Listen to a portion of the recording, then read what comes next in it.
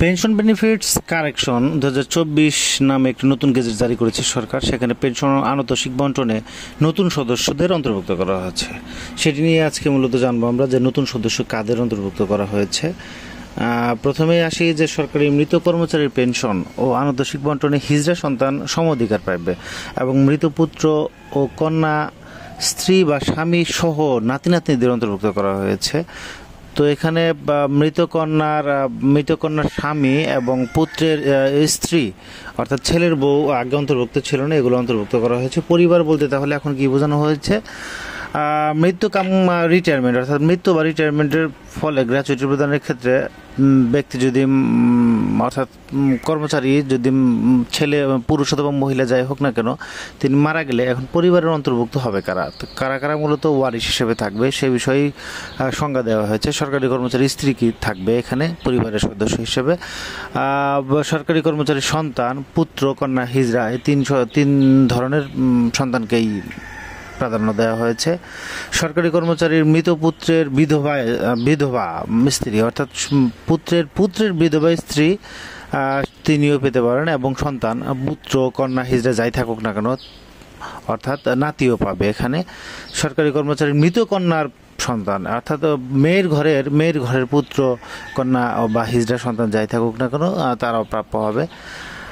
এই সংশোধনীর মাধ্যমে মূলত হিজড়াদের পরিবারে অন্তর্ভুক্ত করা হয়েছে এবং দেখা যাচ্ছে যে মেয়ের ঘরের স্বামী এবং ছেলের ঘরের পুত্রবধূকেও সম্পৃক্ত করা হয়েছে। পূর্বের যে আদেশ ছিল পেনশন সহজীকরণ আদেশ 2009 এবং পরবর্তীতে জারি করা হয় পেনশন সহজীকরণ আদেশ 2020, সেখানে কিন্তু এদের অন্তর্ভুক্তি ছিল না। তো পরিবারের সদস্য ছাড়া আসলে অন্য কাউকে কিন্তু দেওয়া যায় না, অর্থাৎ এই যে এখানে যে সদস্য বর্ণনা করা হচ্ছে এর বাইরে কাউকে নমিনি করা যাবে না। তো পূর্ব হতেই নমিনি দেওয়া থাকলে পেনশন একরকম হয় আর নমিনি দেওয়া না থাকলে পেনশন আর একরকম। যদি পূর্ব হতেই নমিনি দেওয়া থাকে তাহলে কেমন হবে? যখন সরকারি কর্মচারীর পরিবার ছেড়ে যান বা পরিবার ছেড়ে যাওয়ার পর মারা যান, গ্র্যাচুইটির পরিমাণ বা তার যে কোনো অংশ যার সাথে মনোনীতকরণ সম্পর্কিত তার মনোনীত ব্যক্তি বা মনোনীত ব্যক্তিদের মধ্যে মনোনীতকরণের নির্দিষ্ট অনুপাতে প্রদেয় হইব, অর্থাৎ যাদের মনোনয়ন দিয়ে যাওয়া হবে অর্থাৎ এই পেনশন এবং আনুতোষিক প্রাপ্যতার যে অধিকার যাদের দিয়ে যাওয়া হবে পরিবারের সদস্যের মধ্যে সেটি একজনকে অথবা দুইজনকে, যে অনুপাত বর্ণনা করা হবে। যেমন দুইজনকে যদি দেওয়া হয় সেখানে 20% যদি একজনকে দেওয়া হয়, 80% অন্যজনকে দেওয়া হয়, যে অনুপাত দেওয়া থাকবে সেই অনুপাত অনুসারেই মূলত তার পেনশন প্রাপ্য হবে। তো সরকারি কর্মচারী যেভাবে নমিনি ফিক্সড করে দিয়ে যাবেন পেনশন এবং আনুতোষিক সেই হারেই মূলত বন্টিত হবে নমিনি প্রদানের ক্ষেত্রে। আর নমিনি যদি না থাকে তাহলে কীভাবে বন্টন হবে? যদি পরিবারের সদস্য বা সদস্যদের পক্ষে কোনো মনোনীতকরণ না থাকে বা যদি মনোনীতকরণ বা গ্র্যাচুইটি পরিমাণের শুধুমাত্র পরিমাণের একটি অংশের সাথে সম্পর্কিত হয় তাহলে গ্র্যাচুইটির সম্পূর্ণ পরিমাণ বা তার অংশ যার সাথে মনোনীতকরণ সম্পর্কিত নয় তার পরিবারের সদস্যদের সমান ভাগে প্রদেয় হইবে। বেসার্ধভাবে কোনো ভাগ প্রদেয় হইবে না, অর্থাৎ বেসার্ধভাবে মানে কম বেশি করা যাবে না, মূলত পরিবারের সদস্যগণ সমহারে পাবে।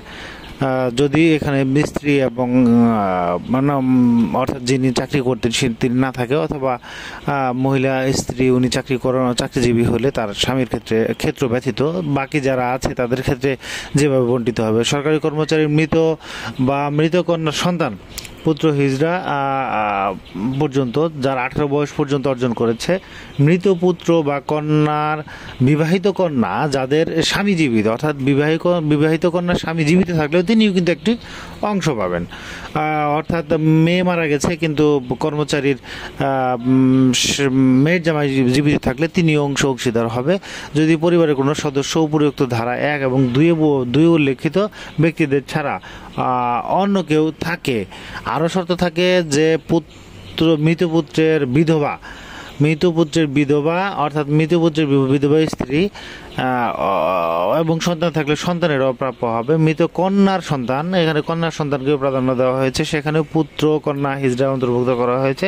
তাদের মধ্যে সমান ভাগে শুধুমাত্র সেই ভাগ পাবেন যা সেই পুত্র বা কন্যা পেতেন যদি তিনি সেই সরকারি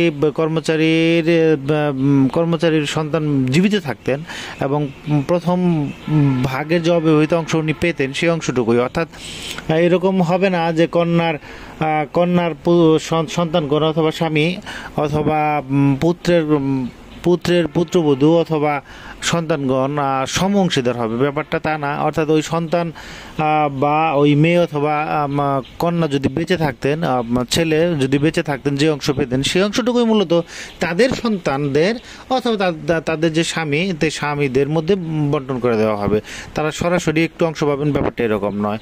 পেনশন এবং আনুতোষিক বন্টনের যে নতুন পদ্ধতি, সেখানে মূলত হিজড়াদের অন্তর্ভুক্ত করে গেজেটটা জারি করা হয়েছে। এবং এই যে বিষয় দিয়ে আসলে পূর্বেও নাতিরা পেতেন, কিন্তু সেক্ষেত্রে এখন আবার নাতিদের পিতা বা মা এদেরকে অন্তর্ভুক্ত করা হয়েছে। অর্থাৎ পুত্রবধূ এবং এখানে কন্যার স্বামী অর্থাৎ মেয়ের জামাইকেও অন্তর্ভুক্ত করা হয়েছে, যেটি আগে ছিল না। তো আমি গেজেটটি ইংলিশে দেওয়া আছে, আমি ভিডিও ডিসক্রিপশনে একটা লিঙ্ক দেওয়া আছে, সেখানে দিয়ে দেবো, সেখান থেকে চাইলে দেখে নিতে পারবেন। এখন পেনশন ও গ্র্যাচুইটির অংশীদার হিসেবে মূলত কে আসলো, আমরা সেগুলোই আরেকটু ক্লিয়ার হয়ে নেই। প্রথম কথা, স্বামী বা স্ত্রী তো থাকবেই। দ্বিতীয় কথা, তাদের যদি সন্তান থাকে তারা অন্তর্ভুক্ত হবে। সেটি 25 বছর বয়স যদি অতিক্রম করে তাহলে অর্থাৎ যেখানে 15 বছরের যে সিলিংটি দেওয়া আছে, যে বিবাহিত কন্যা এবং বিবাহিত পুত্র সেও পাবে।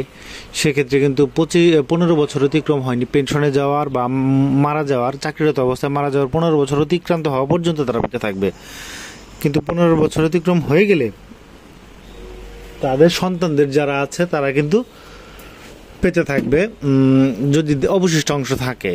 আর অন্যদিকে বা আমরা কিন্তু জানি যে স্বামী বা স্ত্রীর ক্ষেত্রে আজীবন পেনশন সেটি অব্যাহত থাকবে এবং প্রতিবন্ধী সন্তান থাকলে সেটিও কিন্তু অব্যাহত থাকবে, সেটি চালু থাকবে।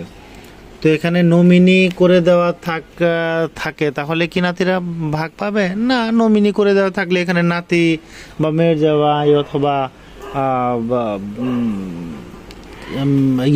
ছেলের বউ এগুলো কিন্তু অন্তর্ভুক্ত হবে না।